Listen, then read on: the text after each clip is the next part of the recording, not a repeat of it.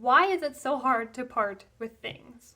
Believe it or not, emotions are a huge part of the decluttering process, and I would not be doing my job very well as a professional organizer if I didn't address some of the emotions that come up when decluttering, especially when we declutter keepsakes and memorabilia. But before we get to these 7 emotions, I want to first talk about why it's so hard to part with things. Maybe it was given to you by a loved one who passed away. Your child drew a picture, you can't really tell what it is, but he drew it for you. Or maybe you have a hard time parting with baby clothes, even though your kid is in high school. Even the things that drive us crazy and clutter up our space and our mind, we have a hard time with decluttering them. Why is this? We have attached meaning to our things. The baby clothes that you can't get rid of isn't just baby clothes. It's a reminder that your baby is all grown up. And the favor you got from your friend's wedding reminds you of your friend and the wonderful times you spent together. Things remind you of people and places, but they are not people and places. They are just things. Let me tell you a little story. On August 14th, 2010, my family had a house fire.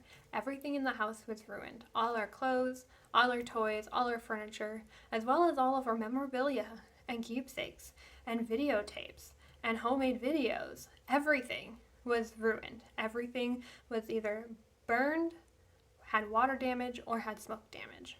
It was as if someone had come and decluttered our entire house without giving us a say in the matter. I don't want you to experience that. I want you to make those choices now. Decide what is most important for you and what you actually use. Whether you mean to or not, you have attached meaning to things, making it very hard to declutter when the time comes. Is it wrong to keep things? Absolutely not. But it is a problem when they start to negatively affect you. So what does it look like?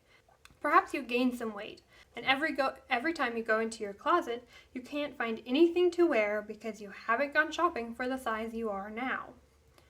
Every time you go and get changed, you have negative self-talk. I am so lazy. Why can't I just lose the weight? What is wrong with me? You don't need that negative self-talk in your life. So pack up those things.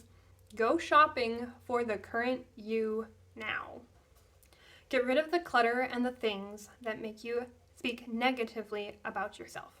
When I talk about decluttering, I'm not telling you to just get rid of everything, but I do want you to think about how much you're keeping and how much you actually use. Next week, I'm going to start talking about the 7 emotions that comes when decluttering. So be sure to hit the subscribe button so you won't miss any other videos. Bye!